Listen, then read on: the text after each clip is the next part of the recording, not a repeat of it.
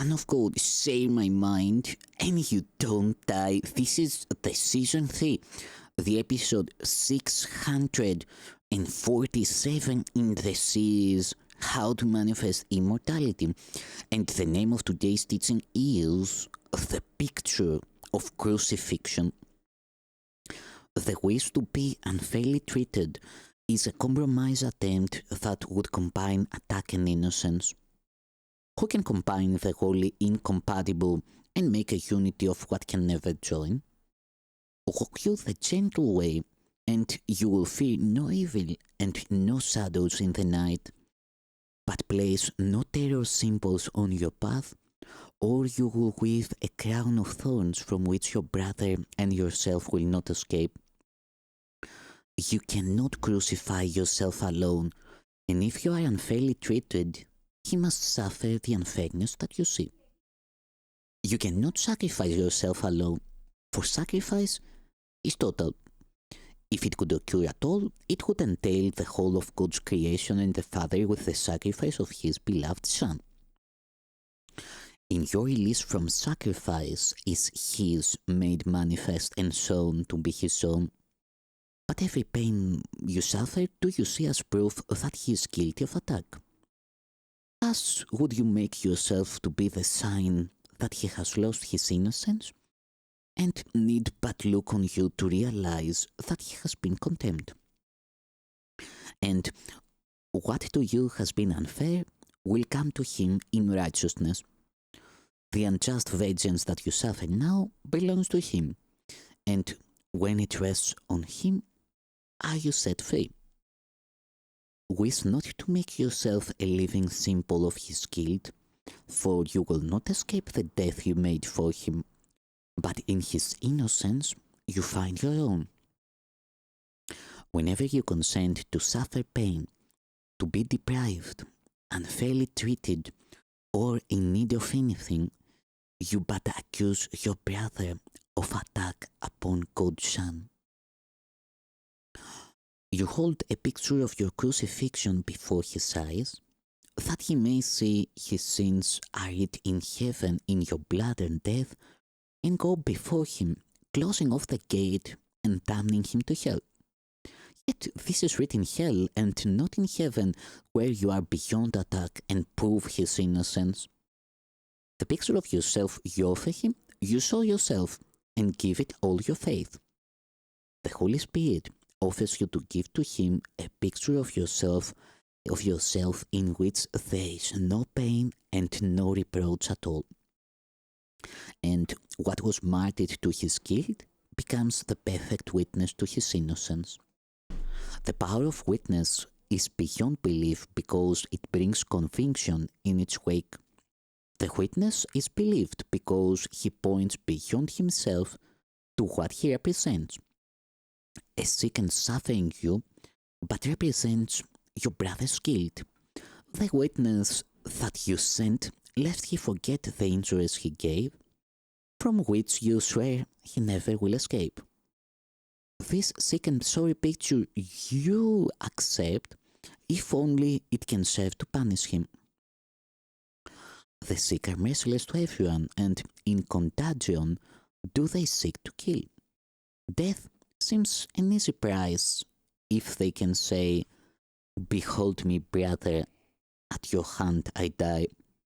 For sickness is the witness to his guilt, and death would prove his errors must be sins. Sickness is but a little death, a form of vengeance, not yet total. Yet it speaks with certainty for what it represents.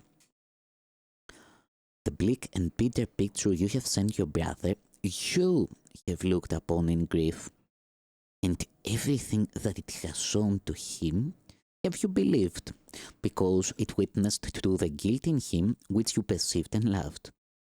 Now, in the hands made gentle by his touch, the Holy Spirit lays a picture of a different you.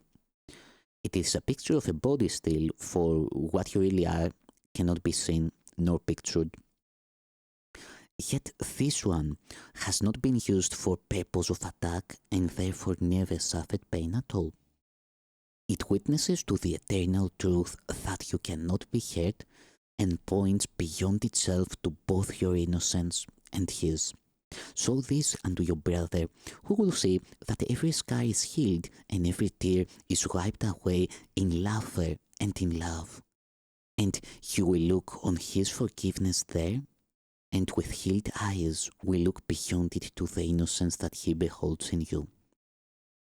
Here is the proof that he has never sinned, that nothing which his madness bid him do was ever done, or ever had effects of any kind, that no reproach he laid upon his heart was ever justified, and no attack can ever touch him with the poisoned and relentless sting of fear. Attest his innocence and not his guilt. Your healing is his comfort and his health, because it proves illusions are not true. It is not will for life, but wish for death that is the motivation for this world. Its only purpose is to prove guilt real. No earthly thought or act or feeling has a motivation other than this one. These are the witnesses that are called forth to be believed and lend conviction to the system they speak for and represent. And each has many voices, speaking to your brother and yourself in different tongues. And yet, to both the message is the same. Adornment of the body seeks to show how lovely are the witnesses to guilt. Concerns about the body demonstrate how frail and venerable is your life, how easily destroyed is what you love. Depression speaks of death and vanity of real concern with anything at all. The strongest witness to futility that bolsters all the rest and helps them paint the picture in which sin is justified is sickness in whatever form it takes. The sick have reason for each one of their unnatural desires and strange needs. For who could live a life so soon cut short and not esteem the worth of passing joys?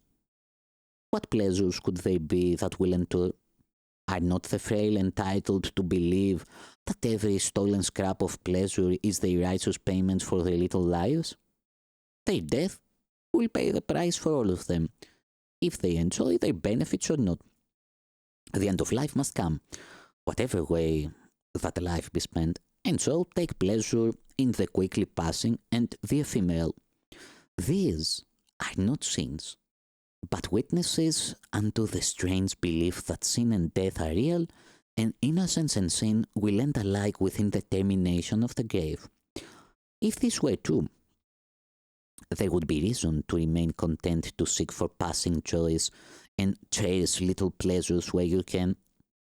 Yet in this picture is the body not perceived as neutral and without a goal inherent in itself, for it becomes the symbol of reproach, the sign of guilt, whose consequences still are there to see so that the cause can never be denied. Your function is to show your brother's sin can have no cause. How futile must it be to see yourself a picture of the proof that what your function is can never be. The Holy Spirit's picture changes not the body into something it is not. It only takes away from it all signs of accusation and of blamefulness. Picture without a purpose, it is seen as neither sick, nor well, nor bad, nor good. No grounds are offered that it may be judged in any way at all. It has no life, but neither is it dead. It stands apart from all experience of love and fear, for now it witnesses to nothing yet, its purpose being open and the mind made free again to choose what it is for. Now is it not content, but waiting for a purpose to be given, that it may fulfill the function that it will receive. Into this empty space from which the goal of sin has been removed, is heaven free to be remembered. Here its peace can come and perfect healing take the place of death. The body can become a sign of life a promise of redemption and a breath of immortality to those grown sick of breathing in the fetid scent of death. Let it have healing as its purpose.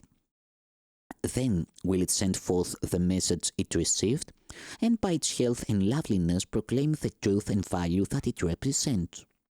Let it receive the power to represent an endless life, forever unattacked. And to your brother let its message be, behold me, brother, at your hand I live. The simple way to let this be achieved is merely this. To let the body have no purpose from the past where you were sure you knew its purpose was to foster guilt. For this insists your crippled picture is a lasting sign of what it represents. This leaves no space in which a different view, another purpose can be given it. You do not know its purpose. You but gave illusions of a purpose to a thing you made to hide your function from yourself. This thing without a purpose cannot hide the function that the Holy Spirit gave. Let then its purpose and your function both be reconciled at last and seen as one.